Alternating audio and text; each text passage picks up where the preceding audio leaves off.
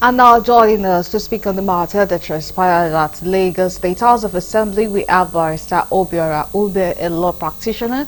Good evening and thank you so much for joining us at this time.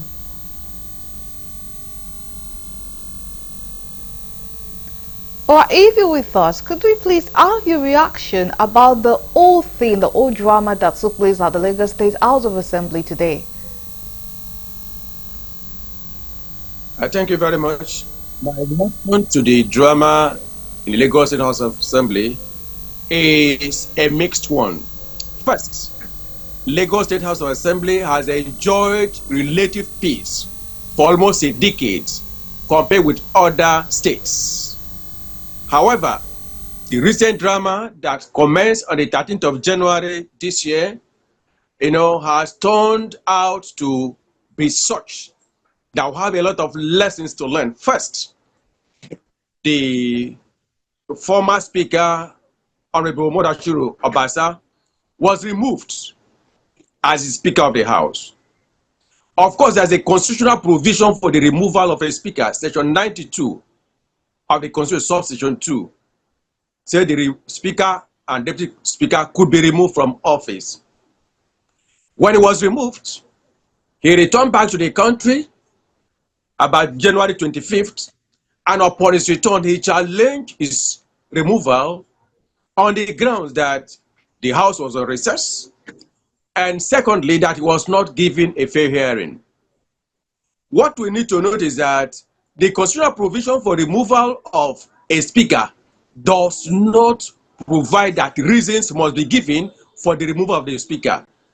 All that the Constitution says is that two-thirds majority members of the House, upon a resolution, can remove the Speaker. However, the members of the House went on to list reasons why they removed him. And with that, the question is, with the reasons given, is he not supposed to be given a hearing since there are allegations that border on crime or fraud in the allegations? That is one.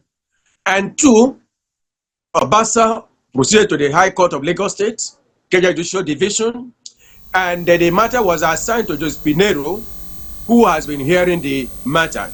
But then, Thursday last week, he went to the House and purportedly presided over a plenary session of the House with 4 members in attendance.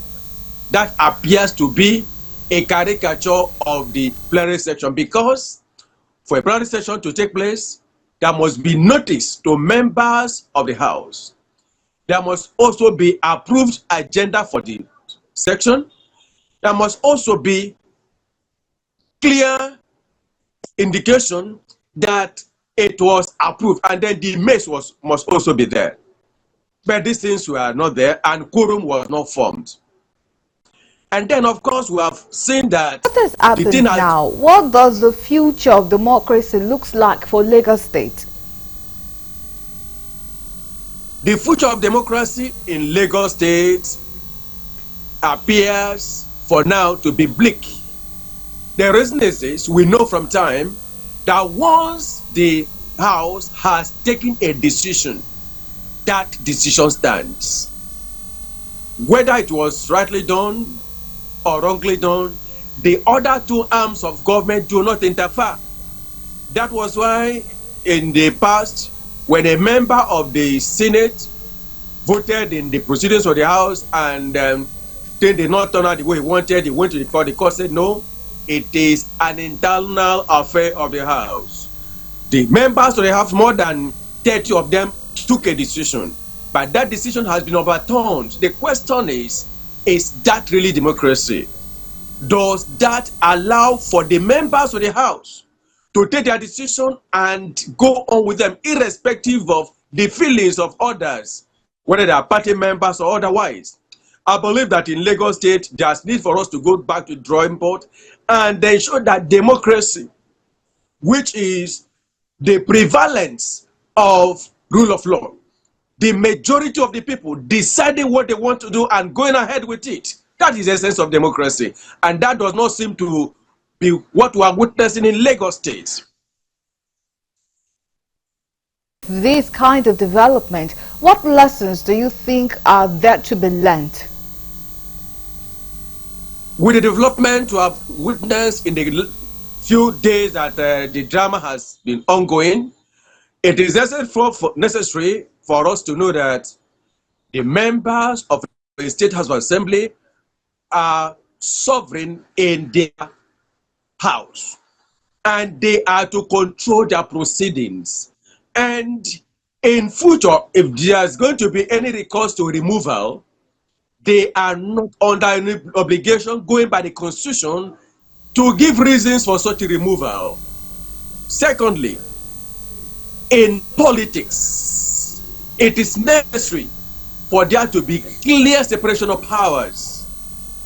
We have learned from what has gone on so far that there were influences, interferences from the political party and other persons in positions of authority in Lagos, resulting in the resignation of Merenda, who was elected as a replacement for Obasa, and she resigned and said in her resignation that it was a personal sacrifice.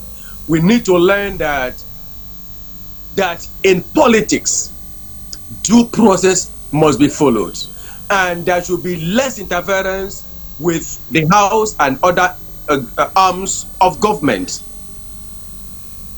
Okay, all right. We really thank you for sharing your views with us on Galaxy TV News. Thank you so much for joining us. Thank you very much, and God bless you. And that's Barrister Obiorah, a law practitioner.